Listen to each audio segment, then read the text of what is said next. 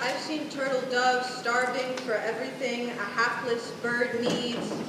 That honey-glazed acceptance, the open arms of here, a holy mother, a lover. I've seen the signs with a cross done over love letters never meant to be sent. Scared shitless, someone may bear witness to a genuine, bleeding heart. I've seen arms fold inward after giving all that they can carry, stained black water lines like oil spills in their backyards which they bury. I've seen widow peaks hidden by red wool hats and matching red cheeks. In fact, I saw people of all wool, unspooled, cat toys. I saw not flowers, but collaborated efforts, an amalgamation of ruby-studded everythings, tinfoil hats, and paper rings. They think girls don't know about roots and mud and wet. They think girls don't get dirty. Well, I heard whispers by the water fountain. In fact, I thought I saw lips form my very name. In this house, dirty is warfare, and conferences and debrief of the like are how we plan to take their heads.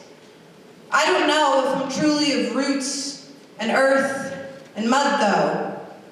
A toad can only ribbit so loud, and sometimes two toads just kiss, and the poetry between their lips is only for them. I've seen doves with weak wings prescribed inhibitors so that one day they may fly again. I've seen the pulpus pulsating of red, angry scars under the flashlight of an almost dead phone. I've seen hair pulled out by the very root over numbers, appendages, belly fat, anger, lust, pure, unadulterated rage. I've seen women thimble led to the slaughter, their fur caked with blood. They have never been thrown a birthday party. I've seen guns pulled over heartbreak, black and phallic. How does the betrayal of gunmetal gray taste? I've seen angels move their heads to the side for bug-headed boys. I've seen bridges burnt down, left with jade ashes. Angels don't know everything. But God, do they want to? Because maybe if they did, high psalms and prayers would be heard. This is not girlhood, for that phrase is antiquated. There is no pink bow on this existence, only persistence in the hearts that I've seen. Because aside all this, I've seen hearts. I've seen hearts and love and minds that puts the romantics to shame. This is humanhood. This is war. This is all or nothing. This is catching blood and being in your seat before class. This is throwing up before half-mast. This is little pill, robinate blue will clear the fog. This is the burden of story and song. This is 15 and 16 and 17. This is one more day until Friday. This is I'm not sorry. And this is you can't ask me to be. And this is but I'll still try to be better tomorrow. And the day after that. And the day after that.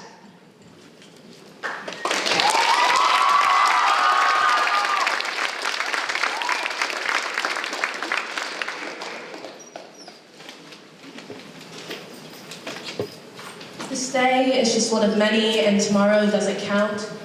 I find that I think my clearest, perform my best, act my calmest when I am reminded that this day is just one of many, and tomorrow doesn't count. My agonizing attribute to categorize and catastrophize. Oh no, what might happen? But a bad day is just a bad day, not a signifier for many badder, worse days to come. A bad day is true, and a bad day is mine, but a bad day is just a bad day, and this day is just one of many, and tomorrow doesn't count.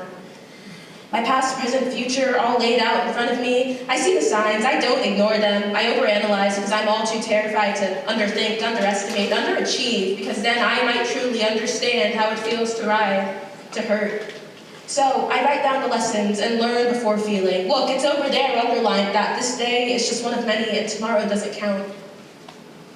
This day last year, I was not a lover, a feeler, a thinker. Tears stained my cheeks, though I was not yet a weeper. 365 days later, and I'm frozen in time, stagnant though it moves, addicted to the fight, the grit, the pain, but I still can't fly. I still can't accept that I am not doomed to fail, that any failure is not fate, that my fate is unwritten, underfunded, and understood by none. I cannot yet accept that this day is just one of many, and tomorrow doesn't count.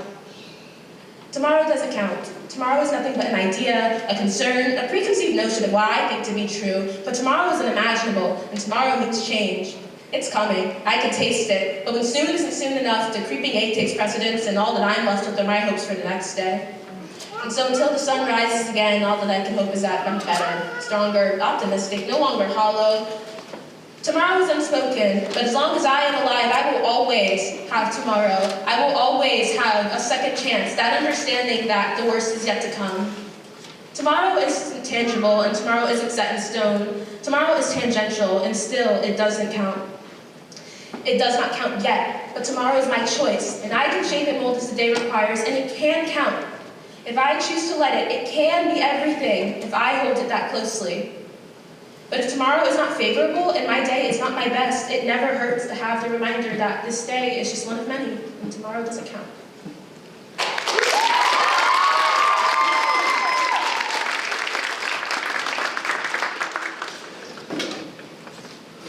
Students sit in smooth gray tables with attached seats.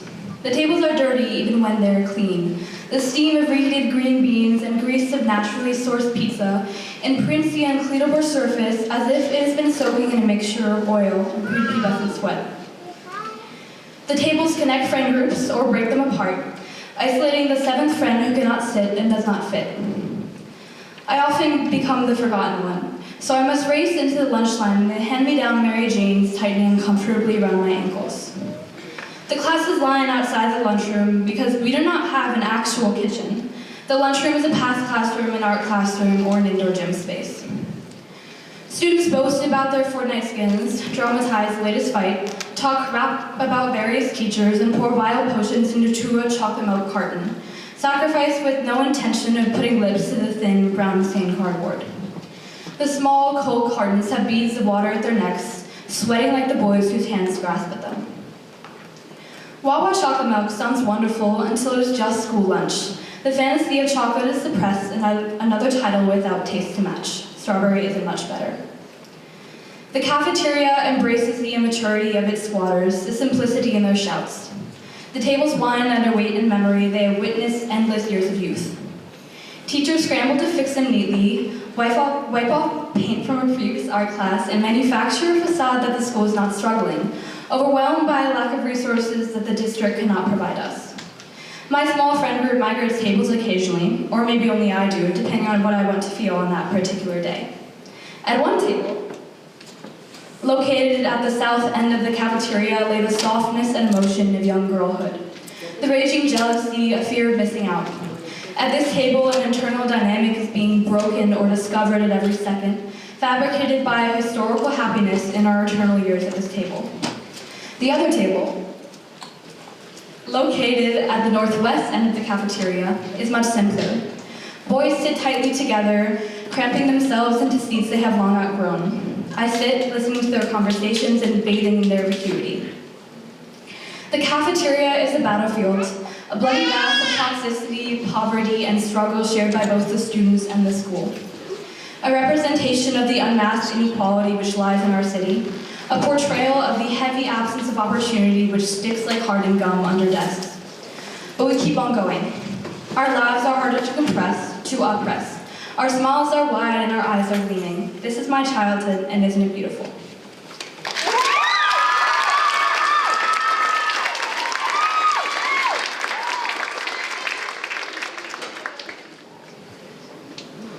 Do you believe in magic? The magic of a butterfly fluttering in the whispering winds, those winds that catch my breath as I run through the endless space, following the butterfly's trace. Out of reach, yet longing for its familiar glowing wings, illuminating the path of the unknown, not willing to let go of this enchanted spell I'm under, skew my vision to see vibrant yellow lanterns floating above. Reminiscing tainted memories, like the falling ash from a dying fire. The lantern light flickers on and off, on again. Its kindling yet faltering flame dashes underneath solemn. Only turn it on when you are ready, for to keep it off is to feign ignorance, and keep our memories in the distance but still in reach, to let go of the burden past. You were my magic, until that light turned on and the butterfly's wings stood still. I did believe in magic, I believed in the hope of yours. Instead, you were my illusion, the downfall of my delusion. Only a mirage, your false magic flickers. Searching the depths of my soul for the enchantment I hadn't found in you. Instead, the sparkle lands on the butterfly's wings, only to be discovered in its flight. No longer searching for the ethereal feeling of your presence, those wishes you did not believe. The only true enchantment is the butterfly you manipulated. Its wings hold the essence of time within the shadow of the swaying lantern. My magic, I believe.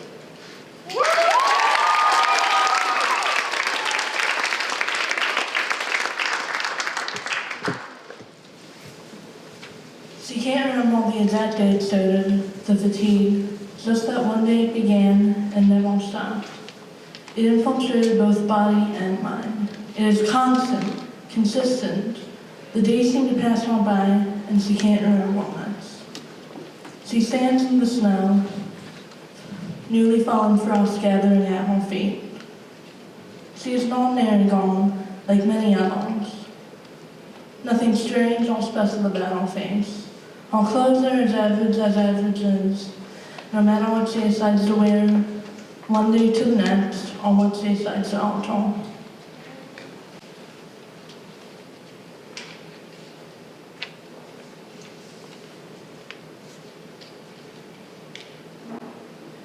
Nothing that sets her apart. Yet she wants to rip out her heart, to tear and zab and knock out the part of her that is herself, because despite how typical she is, the girl knows she is uniquely disarmed. It is an empty night, one of those nights that people call dead, because despite the moon in the sky, the atmosphere is as dark as ink on a page. She is tired, she must admit to herself. Worn, frayed, falling apart at the seams. She is tired of the run-down lack of it all, lack of a spice for life, any type of enthusiasm. She wants to be the home she was before she desired to move to a place she's never been and be a new being. She does not want to live like this anymore. She does not want to die. She cannot fully remove herself from the snow that is her mind. She can only take steps away from the footprint she has embedded, but that's better than being stuck.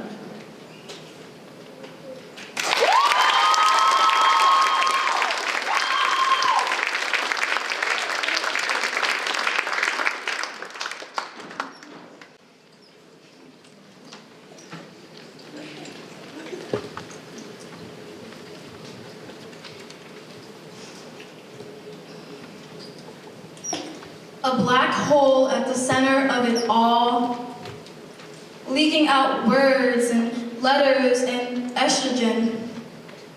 Sheets that linger, the stains of youth covered in grime from recess and scraped knees. A dollhouse built of cardboard that rots in basements, rusty. Its parts grow old and so do mine. Bolts and screws construct my armor. I am strong and silver, but never enough to reflect the sun, never enough to hold the moon and slow dance before 12 a.m. and then I am no longer a little girl. I ask you to hold my hand across highways, still needing your guidance and cradling despite the newfound womanhood. I beg you to light my candles. It's just us here, and I am much too clumsy to light these matches all by myself. And when I blow them out on this day of 18, I'll wish for baby teeth under pillows, for dollars, for sparkles never biting the hands that feed me, placing a kiss or two against your fingertips, watching you with sore eyes, watching me bloom out of dirt. On gloomy nights, I still need your wisdom, your wrinkles, and on days filled with spring, I'll learn how to pick up my limbs all by myself. When your eyes stood for my gaze, I put myself on display, posing for frames in art museums. Fragments of my soul and veins go out to those who truly never wanted it. But the bones of mine are not meant for display. They're for fields, for meadows and flowers to hold on to and suck. Suck the life into me, suck it out 9 months after, and please cut the cord with thorns and let trees nurse me back to health with an IV that's filled with what's expected of me. I wasn't created for this, made for production, never consumption, only good for giving, never taking, so I'll give you my placenta tied in a red bow. I'll give you the body of who I was yesterday, the body filled with my words and my love letters. And I leave handwritten letters at the sun's door, thank you letters, apology letters, confessions crafted to be discarded. My words are covered in my heart, my sick nostalgia for sippy cups and strollers. I give words that speak innocence, words that shout intimacy, words that kiss the sun's layers. Maybe next week I'll be bigger, I'll be stronger, I'll write in testosterone and give away my eggs. I'll speak it all, I'll tell it all, I'll make that mistake, I'll hurt many. I'll sink my teeth into regrets because I am growing and acting my age. So I ask you, please cut my cake for me. I'm much too young to hold this knife, and it's just us here.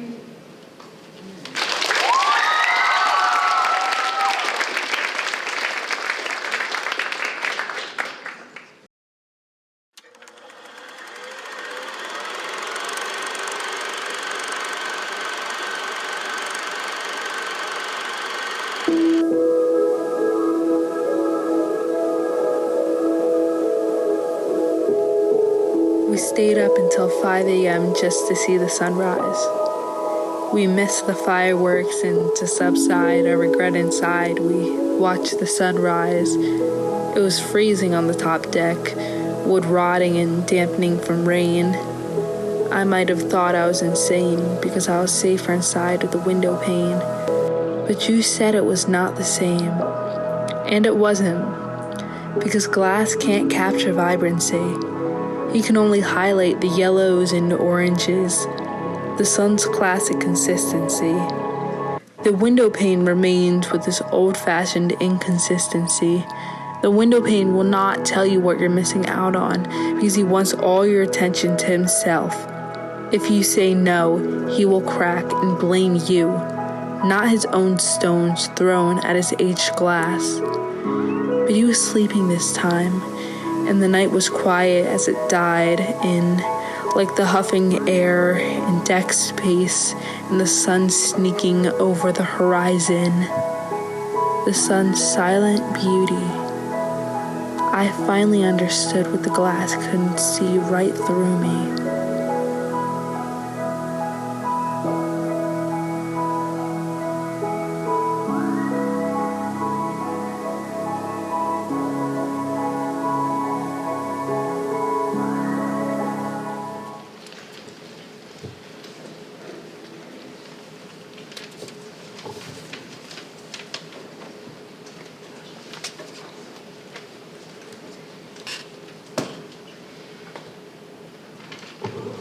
I have a knack for breaking things, purposefully or not.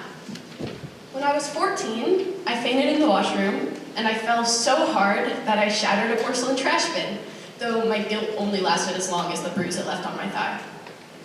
That same year, I dropped a porcelain microwave plate because something about me and fine things just disagree, I guess. We couldn't use the microwave for weeks. Speaking of, I've set the microwave on fire 3 times. Those were accidents, I swear, but I do admit to being a bit of a pyro. Fire is a creature comfort that I understand intimately. I welcome fire because it was anger, intensity, and destruction, all things which seem to follow in my wake. Now, when I was 15, I thought I was ready for a relationship. The first boy I dated was thin, fair, and fragile, porcelain. His skin was so translucent that behind it you could see the shadow of scarlet blood and muscle wound tightly around bone. I could draw pictures on the backs of his hands if I pressed hard enough. But this time I figured that I could be gentle. Every time I hear that word, it's in my father's voice. His heavy hands are on my shaking ones, so much of a pent-up something just boiling under my skin. Gentle, Ava. Gentle. He'd say it like it was a joke. Ava could never be gentle. This time, I figured that I could be gentle, but holding this boy's hands in mine, I couldn't help but wonder, how much pressure would he let me add? All it took was handing him back his sweatshirt to put a crack in his doll-like face. But he kept returning, trying again, letting me chip him down. Maybe he saw something in me that I didn't. I spat names laced with heat, and the scalding finally sent him the message. It's not like he didn't fight back, of course. I left 15 with my fair share of scars. But he didn't deserve the burns that I gave him. Scars run deeper than bruises, but after a while you learn to ignore them. My hand got stuck in the mic. When I was 16, I wanted to leave myself behind. Maybe if I moved far enough, if I changed my name and hair and posture, I could leave that little pyro on another coast entirely. But nothing's ever that easy. Those first 6 months of 16 were just another iteration of the same old cycle. I scorched people to ash and got high on camaraderie going up in smoke. I did learn something from that time, though. A part of me will always be left with those I encountered, though perhaps not in their hearts. Probably in their spines, sending cold shocks through nerves and paralyzing their muscles. I would have to change a lot more than my name if I wanted to be remembered differently. Perhaps Dad had the right idea. Maybe he was making a suggestion and not a joke. The latter half of that year was made up of small vices, little hurts and burns to sate the need for fire, if only momentarily, so I wouldn't go and turn my life into a total inferno. But it seemed like the devil was trying to send me a sign. My lungs were still aching and my thighs were left bruised, all in an effort to tell me that I can never be fair. I can never be gentle. Slowly immolating, I choked on my own pathetic self-pity. For any chance at convalescence, I would have to bear the thickest of the smoke and do the truly unthinkable. Change. After far too long, I looked my demons right in the eye and used all the anger I had left in my body to spit in their face. The hellfire went out and I was left with a scorched earth. Luckily, the soil wasn't quite barren yet. It was only after a shit ton of digging that I found a seed.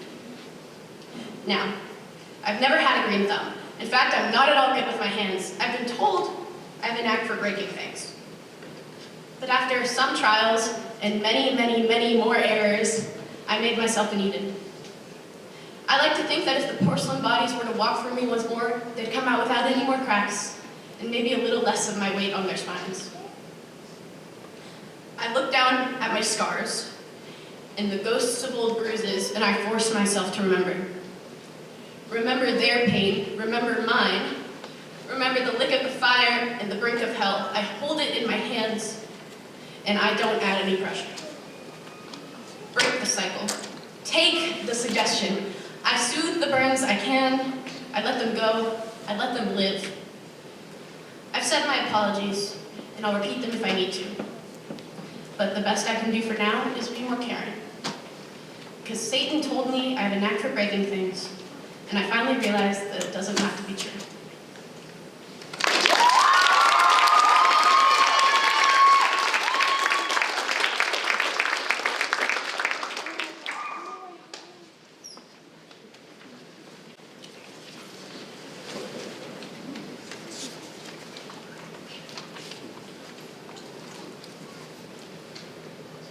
My umbrella shields emotions of never-ending yearning for someone everlasting.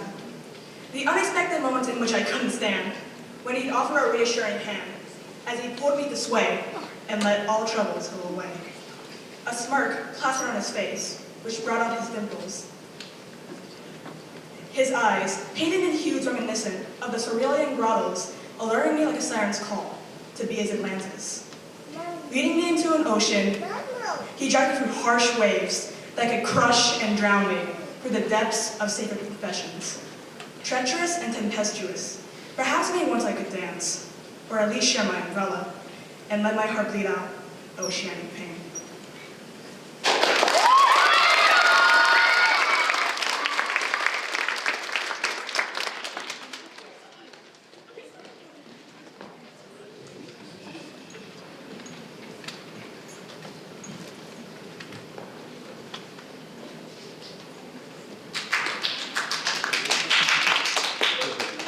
Sylvia remember me?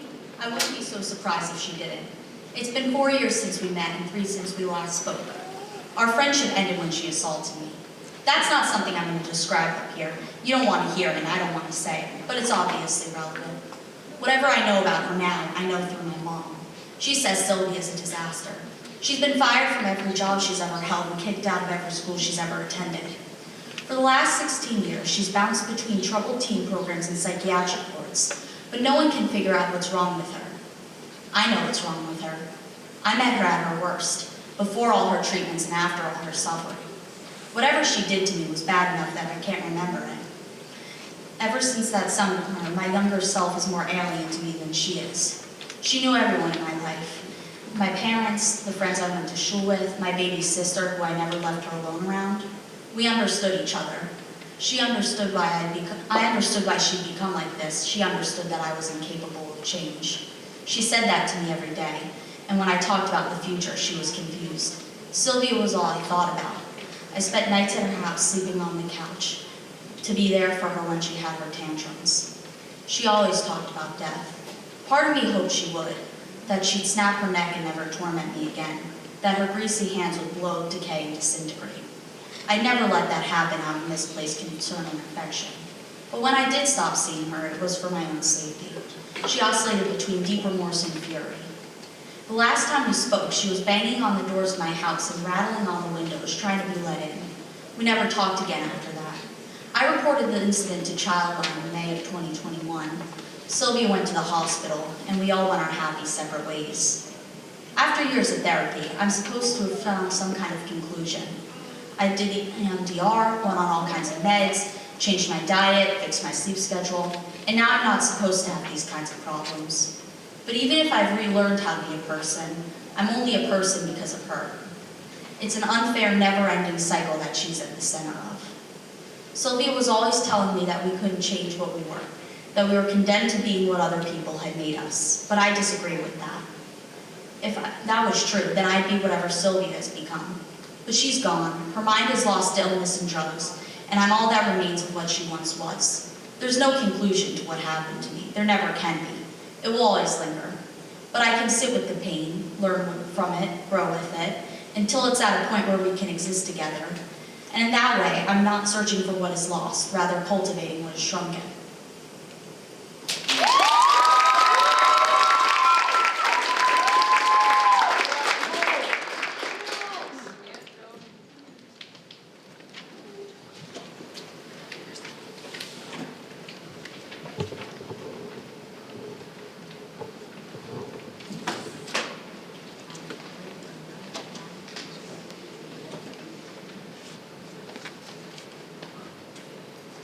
Tell me, if it wasn't for the ocean, we have nothing left. Give me something to believe in. When the war is over, when we are dressed in Chernobyl snow, when we know it's over, when the rivers have become unswimmable, unlovable, undrinkable, let us be honest. Right now, our hearts are failing us. It is time to be honest.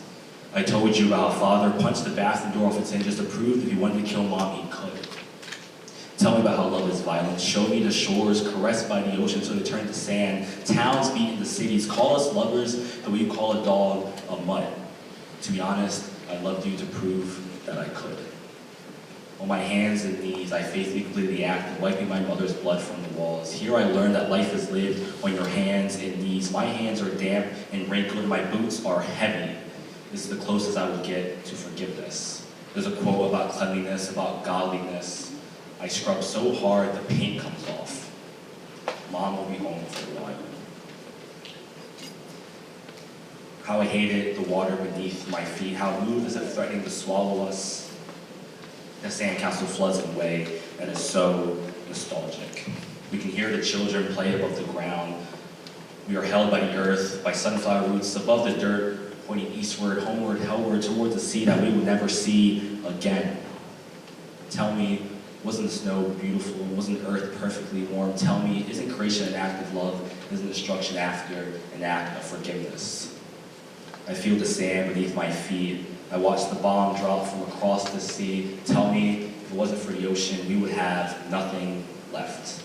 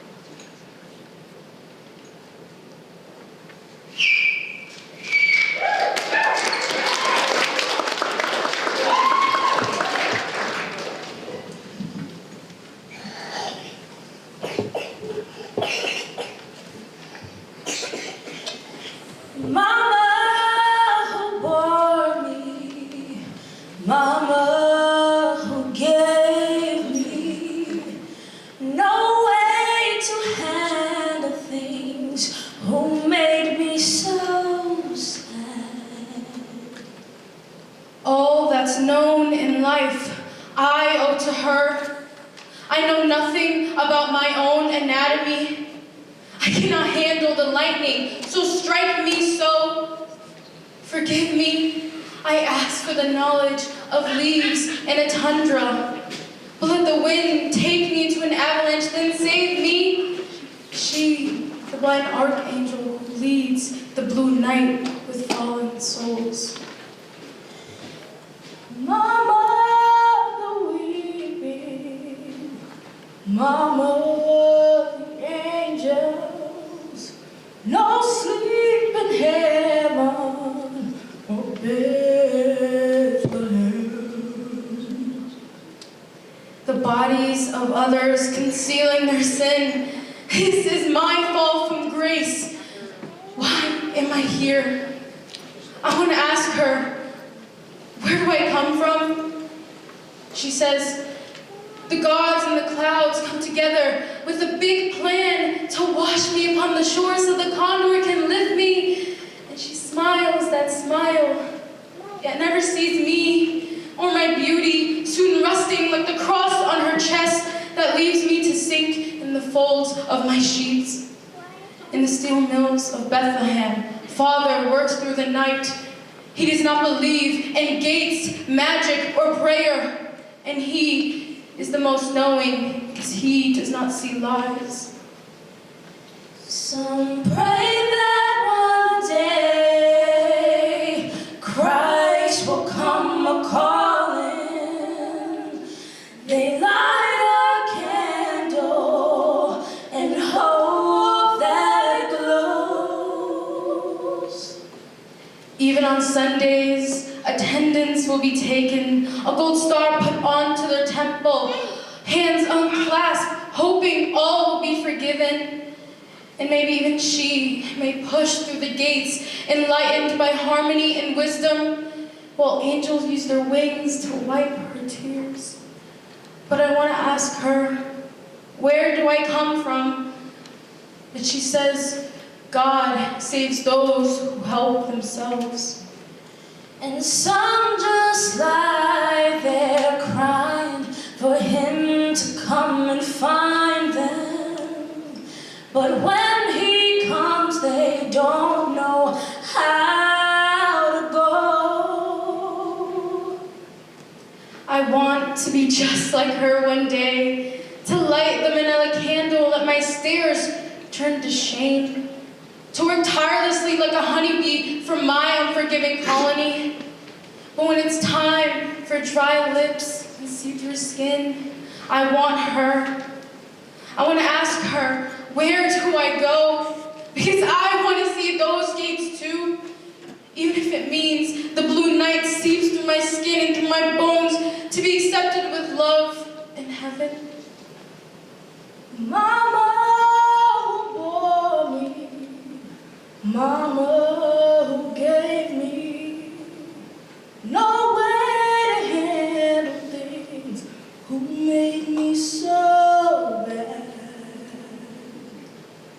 unknowing, you bestowed upon me. Tying the knot of this blindfold, I cannot see through to reality when I'm this stunted, like a child learning to ride a bike on a mountain, and the brake stalls, my tires hiss out air, and the gravel grazes my skin.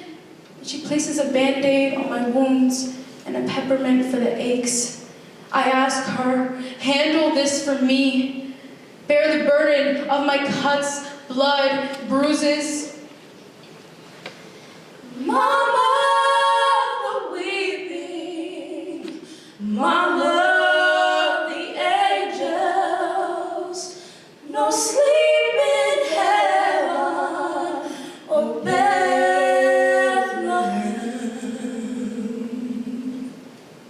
Can you read it to me one more time? How does the story go? The little girl walks into the forest with a magic wand. The animals sing with her, and the prince saves her from evil, and everyone gets their peace in the end.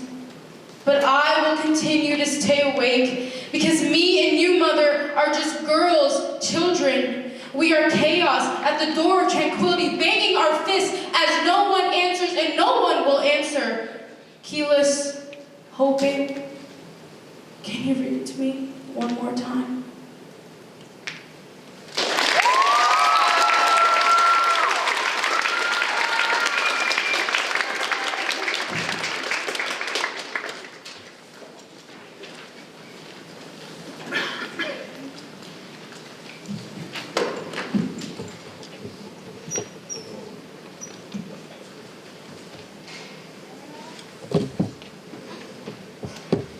Look, I wrecked my car to be here, all right? I think you deserve a little more of your time than what you're giving me here. All of the glass from my windshield, which shattered upon impact of the other car colliding with mine, it's actually still stuck in my hands. And the weird lines on my palms that I think they tell my future or hold my future. Is that the same thing? I don't know. I never really cared enough to learn about all that crap. Anyways, you can't blame me for missing the audition window. By a minute, might I add. A minute? That's nothing. That's not real. Time is relative. I'm pretty sure Jesus said that. So. He definitely said that. It was Jesus, I remember. Anyways, it's not my fault. If anything, it's that stupid Jeep's fault for not looking where it was going before it was trying to go there.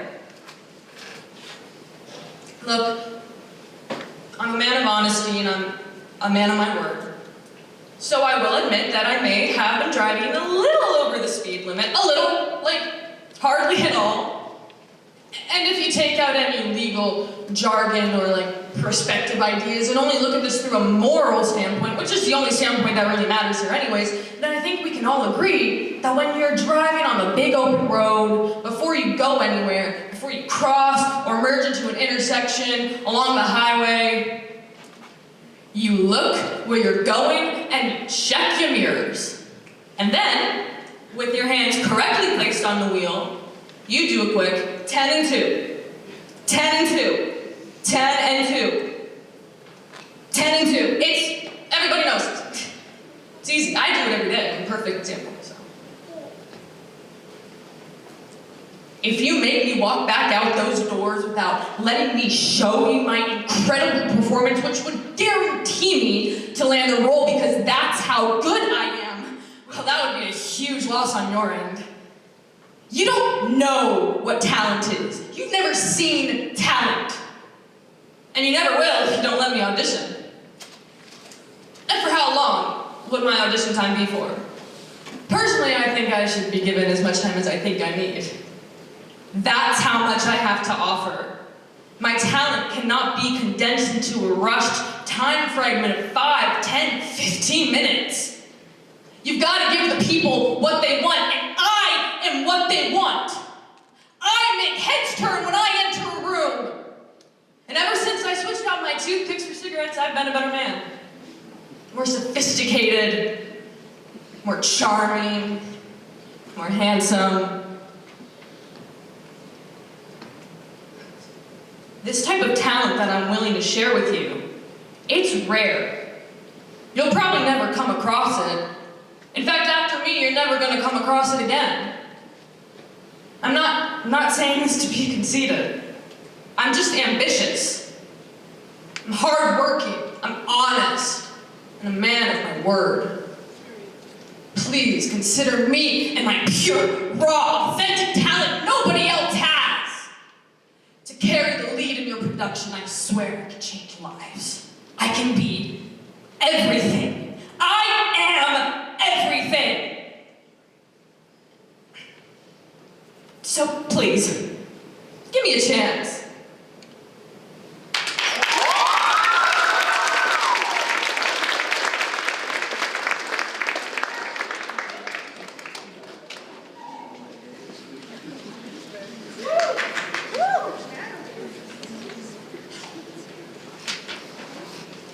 Out of a dust-covered scale emerges a voice. Hungry, ravenous, starving. It seeps into your brain, forming a layer impenetrable to rationality, and begins the competition for control. It eats at the consciousness, the mind unable to compete. The disorder devours you. At first, it chews through flesh, swallowing each bit of fat off the bones and leaving anatomy exposed to the wind. It works its way into the mind, gnawing at the focus and memories, plucking at each hair follicle and peeling away at the layers of now until everything is thin.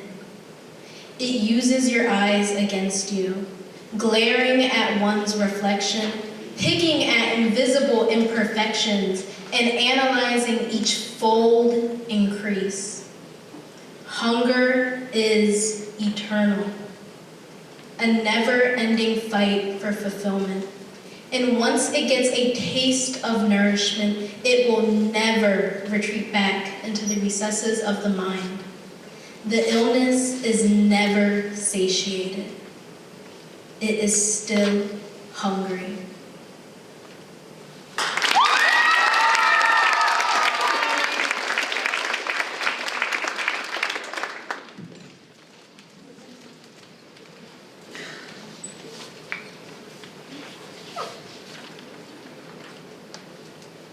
Aren't they so sour? Some come in waves of grief through crystalline structures, and to be sweet is an exception. They invade through my taste buds while my eyes, distracted, caught in a trance of colorful wrappers and patterns, send a mirage of sweetness.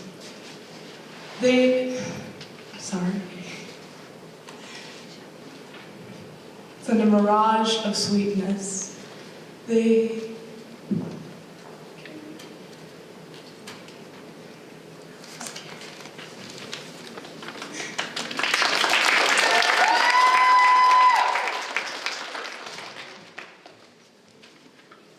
Fragments of pain lodged to the insides of my cheeks, an inflamed red needing to be calmed. These mere illusions expand the esperance that comes from shards of citric pieces, the key to my complexion. When I collapse, the numbness they leave me with is the thing that helps me forget that the flavor of my grief for them stabs away at the buds of a tongue that's not yet had its turn to speak, blocked by the massacre of millions of censors that send message, now forever gone from them, for they may never be granted the serenity of sweetness. Almost like the sour was a heat, I'm reminded of the painful weight, but they were tingly, budging me from the sides, playing around with my nerve connections with their smooth, invisible blades against the veins under my tongue, piling up, gathering, spitting, trying, almost too desperately to escape the erosion of the delicate skin on my lips. You caused my reactions to hiss and acidic dissolve. Eventually, the urge to chew them is barely victorious, but in a moment, the taste leaves me helpless. Because aren't they so sweet? After all the coating rubs off, I'm left with bare candy. So why does the need to settle for sour come from the same brain that resents it, curses it, and abolishes it? Why, when everyone else chose to start with sweet candy, a regular handmade, handcrafted lollipop, or even gummy bears that are easy to get through? Maybe it's the nature of the torture to persevere through the worst. Or maybe it's my despicable, obsessive addiction. A sour burn always stays.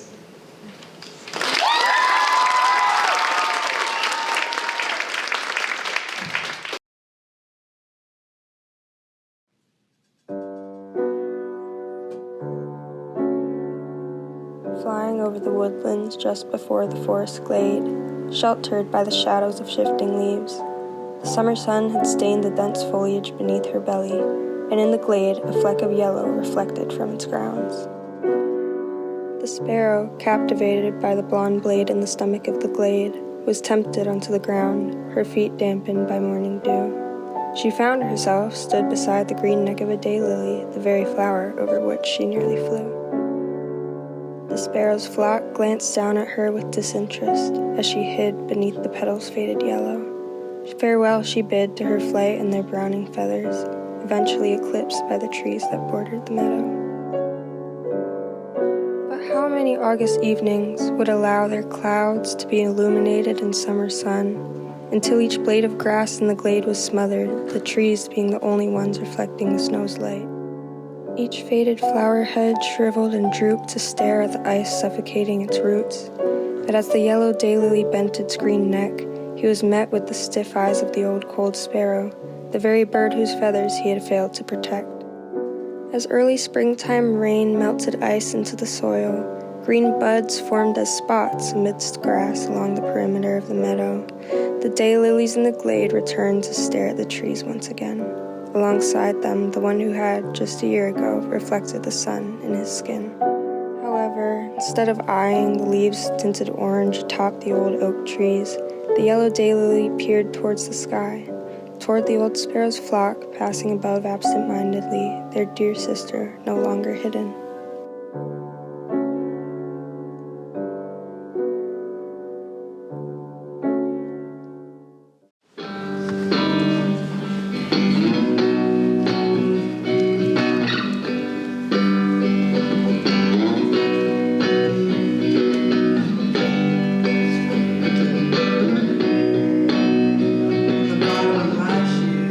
Rejoicing, oh I know, get out alive.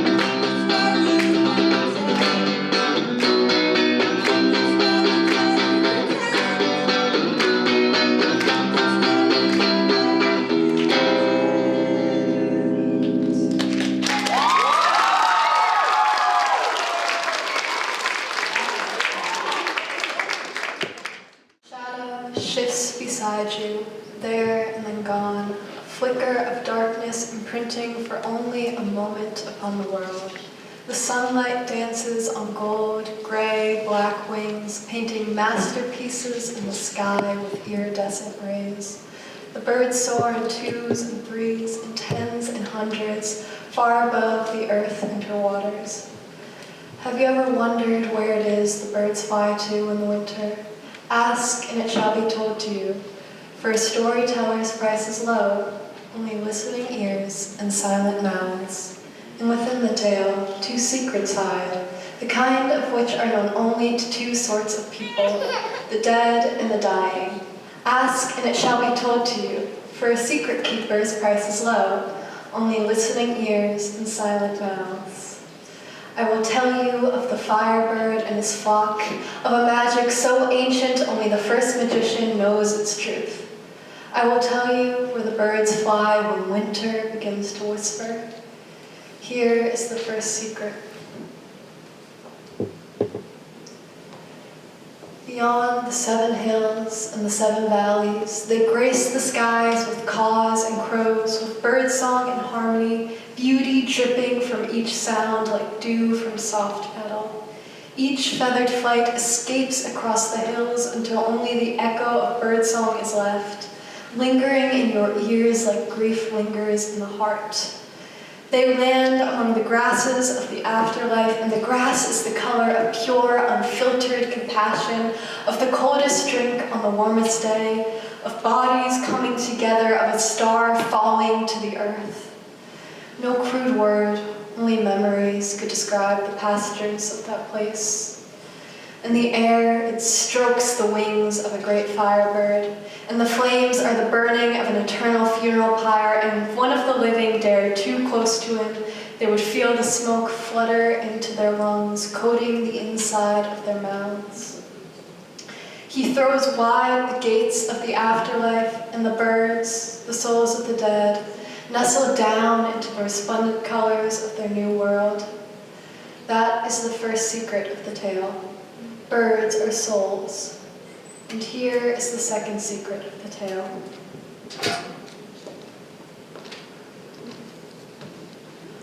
Souls are birds. Souls are birds. They build nests, homes filled with laughter and light. Souls are birds. They flock to one another. They find mates to share in the gentle cadence of song together. They form families and packs, bonds of harmonious peace to last a generation. The soul is not allied with flesh and bone. It flutters inside at each kind word, at each sweet smile, at each gentle breeze. They burrow down into the moonlight of the resplendent winter nights. When you peer at your reflection and you notice a fire behind the eyes, do not doubt. That is your soul longing to soar off to worlds of impossible dreams and endless expanses of love. Have you ever glimpsed it? It is no surprise that when the body dies, the flare of a great firebird is left behind. No soul can be contained by limitations. No birds chained away into cages. That is where the birds are flying to, and that is how the tale ends.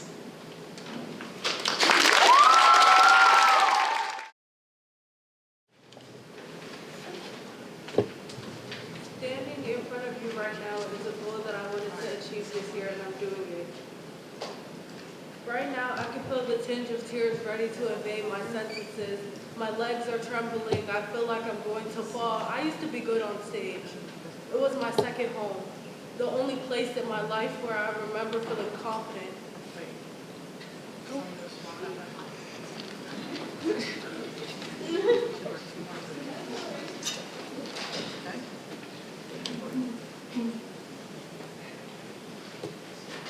It was the only place in my life where I remember feeling confident. Like my idol Diana Ross, I was the star to the piercing eyes that glazed over the stage, filling me with steady adrenaline. That was until fear knocked on the door to my confidence and I decided to answer.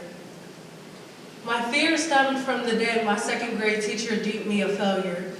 that my dream of writing was going to leave me broke, the lead that drenched itself in my pain and danced perfectly along the blue lines to my story wasn't good enough. I actually liked her.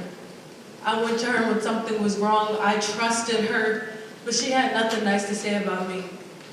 Punch by punch, word by word, I can't even raise my hand in class without the word failure ringing at my brain. It's thudding against my skull, my hand goes up, I put it back down. But the minute that Misty and Braden gets an opportunity to share their words, I immediately regret it because I want their confidence. I envy the trust they have and the pain they possess. I wanted so desperately to be in their place, but I can't blame them. It's not their fault. We were given the same opportunities, but as they were taking steps closer to my dream career, I was taking steps back. With the beat that thudded against my chest harder and harder and harder, taking me back to Ms. Shin's class. When the guest speaker came in asking for writers that were serious about making writing their actual career, I'm gonna do that, I thought. But with the snickering of judgment invading the room, the murmurs of disapproval coming through, I turned to my friend, searching her pupils for any sign of encouragement, any sign of commitment, but it never came. I'm not doing this shit, she said, as she crumpled up her paper and threw it in her bag. I crumpled up my own dream and threw it in the trash piece by piece. This is my new journey, right here on this stage, the step where I would stop acting like I did not come here to give myself a name. I have realized that I am no failure but a writer. Today, I want to do what Cindy Lemon did with The Wiz. Giving kids like me an opportunity to get out of their shell. I want to write a memoir or two with a striking tale where after every line a lesson will be learned. I want to write a book about the sacrifices my mother made when she woke up every day to make $1 to the richest cent. I want to direct a show like BoJack Horseman, following the tale of a horse with a drug addiction clinging harshly to fame. In that show, I'll give myself a couple lines. And when I look back on that teacher, I would feel nothing at all.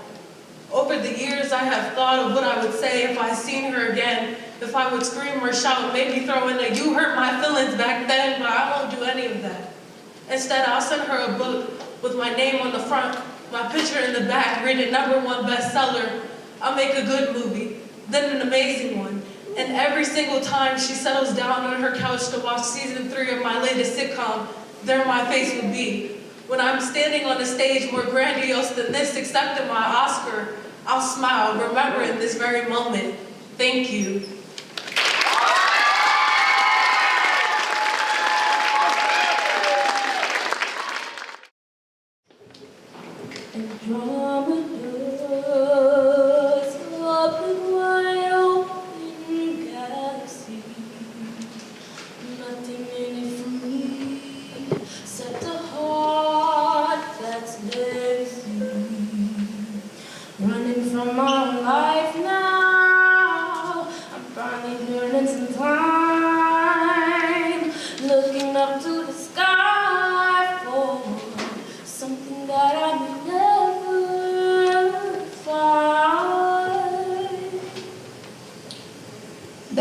Have bled turquoise overnight, and a white lily rests upon my pillow.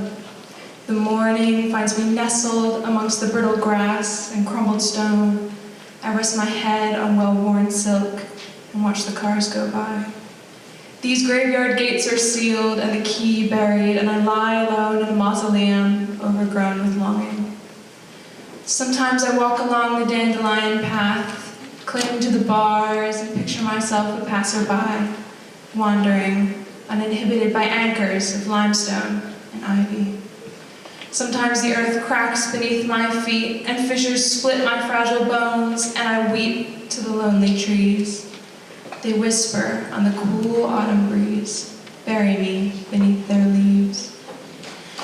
Lift the heart from the depths it's fallen through. We all want something new, but it can't seem to follow through. Something's better than nothing, or so that I thought. The groundskeeper returns at the dusk of winter, once the frost has melted and the grass grown in. He digs up the key, cracks open the gates, and I watch. Shielded by the archangel, feet sunk into the ground. He goes about his upkeep as the gate sways and creaks, untethered and unafraid it beckons me close, speaks hushed tales of life, spontaneity. I look out, past the grass, the bars, and the spindly trees, to the desolate road, the lush forest on the other side. The gate has shifted in a gale, open to allow me passage, but the angel is calling me back, weeping atop her tombstone. Her vines have begun to shrivel and fall, and I cannot leave her in such despair. This place is cold, hollow, cannot be weathered alone. I run back into her arms, curl into her wilting ivy, and watch the keeper lock the gates. He'll be back in the spring.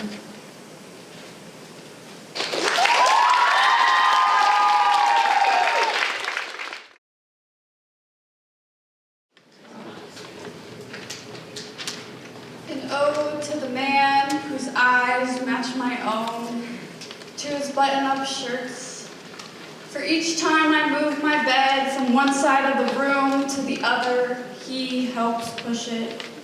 For each time my bank account hit rock bottom, he sent me that $1.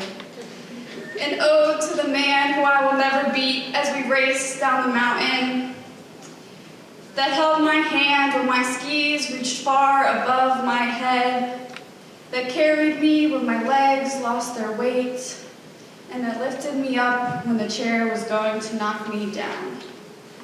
An ode to the man whose truths both scare and guide me. For him, I will pull the linens out of the dryer before running my laundry. For him, I will never put a frozen loaf of bread in the microwave, wary of the metal knot that keeps it from growing stale. For him, I will never forget my keys, so his day shall remain uninterrupted. For him, I have to think. To a man that taught me the difference between my brakes and my gas, my blinker from my windshield. To a man that never said a word in the face of each stop sign I ran, or each time our heads almost hit the dash. To a man whose car is his best friend. To a man who watched the back seat as I grew into it. He will never get rid of that car because it has to be my first. To a man whose car is his best friend, but he is mine. And you may win the race down the mountain, but it won't stop me from challenging you. To a man with all the button-up shirts, for you, my father, I give endless thanks.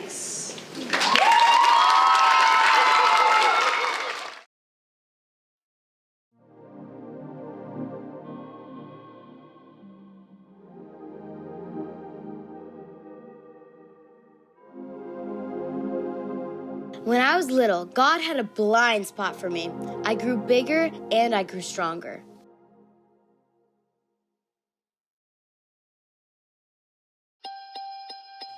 This world is a dumpster. Vultures in the Dunkin' Donuts parking lot on Valentine's Day. This world is a home for many. This world is too bright. It's too bright. My eyes hurt. I wasn't born dangling in empty space, but the people I found special went static. So I fled like ribbon through a pretty canyon. During my years working the puppet show at the Library of Congress, I was appointed language municipal sergeant and given an opportunity to stop all war and violence. I didn't take it. Girls everywhere came for the summer, engaged in mystical tendencies. Got my cavity filled, picked up my prescription, refused rations, and instead gave them to compatriots who lived and ate for me.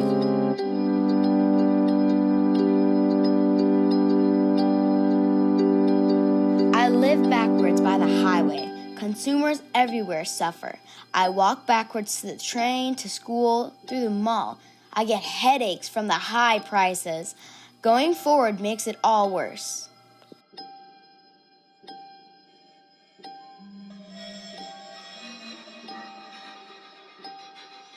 My need for something beyond what I've got has grown, since those years alone created losses dying out, disjointed.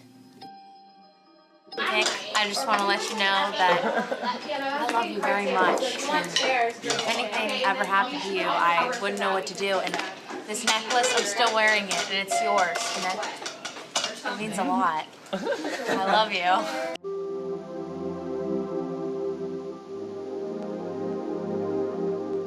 I thought I was being independent. I thought opinion clouded purpose, but self-sufficiency seemed like cold death. So I went dancing in psychic landscape, humming at a frequency awakened, overlooking the crust of the earth. Why don't you see shoes on telephone lines anymore? How many stupid global footsteps does one girl have to take to freedom?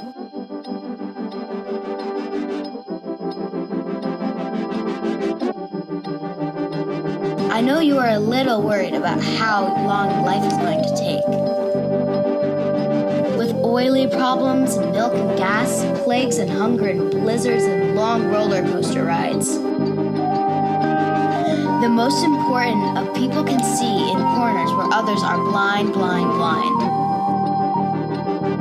Live adjacent to the rest of humanity with different rules and different laws of cause and effect. Bend time to fit your beliefs. Those who listen are rewarded with salvation in the form of Mercedes-Benz.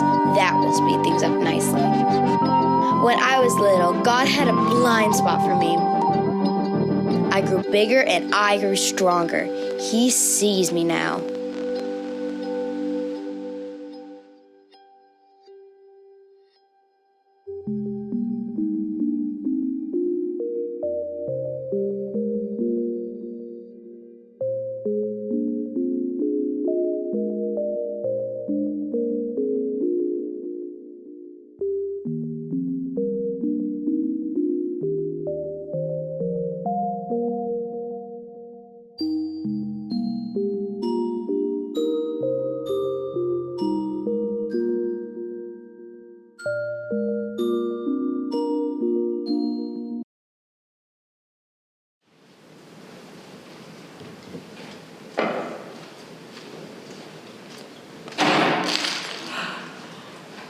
I found myself starting to bend up from the lie down, looking at the glass of me and seeing a poor, poor thing.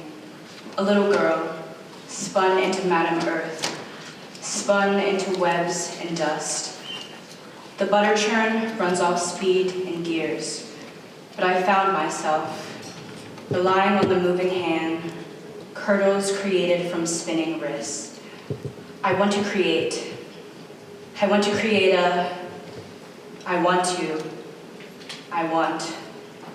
I understand how you've forsaken me, rendered me immobile, splintered me from the moving parts, so far removed from the tilted axis, a gassy atmosphere. I am a ghost. I'm a ghost of a woman, of you.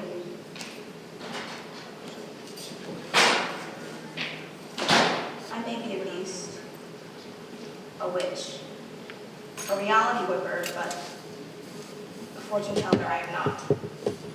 So tell me, wedding day woman, what is to be done? I want to be done. I want to be done with the poisoned passiveness. When I wake, when I walk down the aisle, there will be 9 bachelors waiting, and I'll wed them all. For I am the tossed bouquet, bound in plastic, chopped from its root. I'll be thrown to the sky, to be torn apart. Petals stripped from a stem, petals stripped from a root. 9 men will wait for their cut of me, and I'll wait for their stripping to be over. But I do not want to wait. I want to move. You want me to make you move? Yes. And where exactly do you want to move to? From point A to not point A.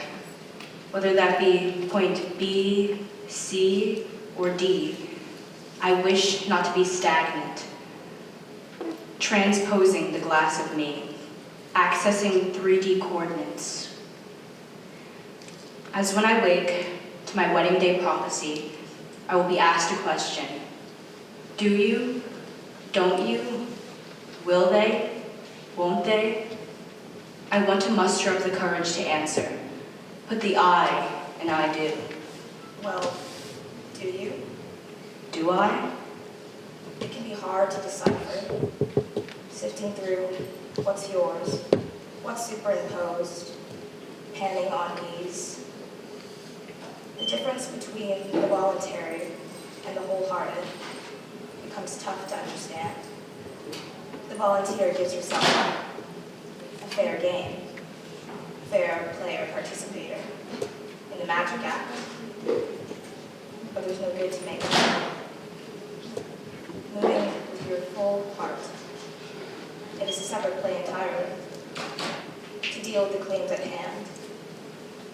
What do you make of the bachelors, all 9? I think they're, well, to be honest, I don't think. I'm not thinking they're anything. It's so hard to when they're just so foreign, as if homes on a different planet. Not good, not bad, just language barrier to a fault. Struggle in intermingling due to their dissimilar parts. It isn't the contrast that matters so much in material, but that you both believe they do. And why do I believe they do? They all do. I don't believe I have to. No? I want to create a method, a movement within my bones, muscle tissue organs, all of the inner body. I'll look to my insides, deep, for a way to reject the outsides. Fingers delve, poking around, looking for the clogged gear to stop the machine of my wants from chugging, knowing that my body can live without it. I must spit it out to the floor. I'll look to see the inner truth of me by peeling back the layers, on and on, till I am stripped bare.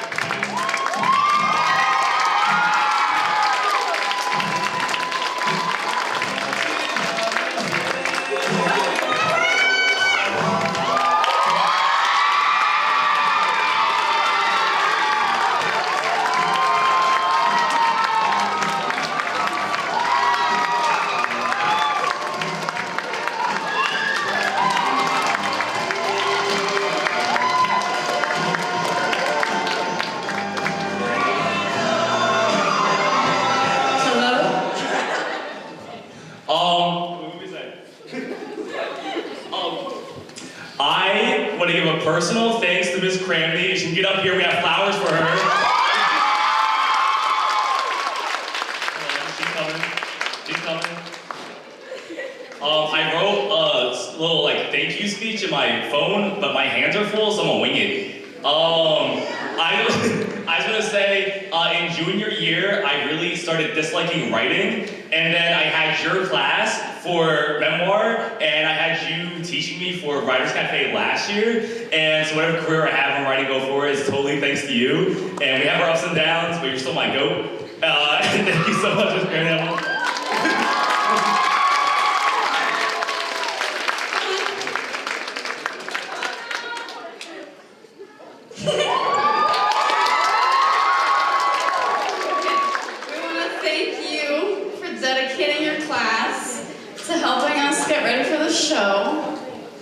I want to say that you're a great teacher, and because of you, I will never forget how to write an essay. Wait, we're not done. Okay. Thank you to Corona for your relentless the whole thing I wrote. Yeah. Thank you to Corona for your relentless dedication to making this show work. It was a genuine comfort for me to see a teacher just as freaked out and stressed out about Writers Cafe as all of us have been for the past couple months. It goes to show how much you care. We all see it and we all appreciate it. My senior year, I've been lucky enough to have you as the teacher I'm with most day to day. I've gotten to witness how you carry your passion and enthusiasm into the classroom, as well as your authentic interest in actually knowing your students. We want to thank you for making Kappa, and specifically our time here, better. Thank you so much. Alrighty, folks. Okay, I'm gonna thank the tech we have back here, wherever they are. Thank you, the tech is back here. Thank you, tech. And thank you to every other single writing teacher we've had. I remember coming here and thinking my writing was like actually poop, but it wasn't. It was, you know, it had potential. And so when I came here, I definitely grew as a person. I was very shy. Shout out Miss Shin. She was the one to be like, yeah, shout out Miss Shin. I cried to her like twice, but yeah. Thank you, Mr. Diff, Mr. Director. He's not there! Yay! Yeah, his bob is fine. Okay, Citron, come on out!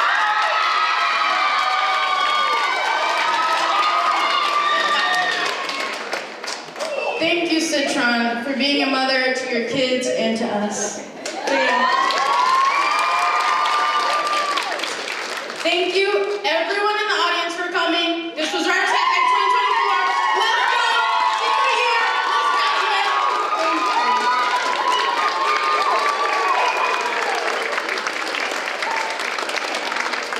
Hi.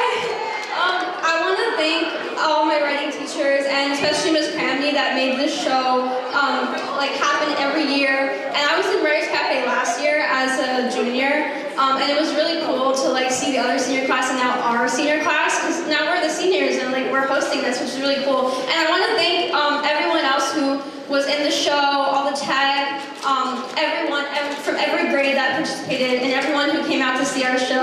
And I want to thank Miss Citron especially. I don't know, but I want to thank Miss Citron because she has really gave me a lot of advice and inspiration in our class. And thank you to all of the writing teachers, Mr. Corona, Mr. Dev, and Miss Cramney, thank you so much.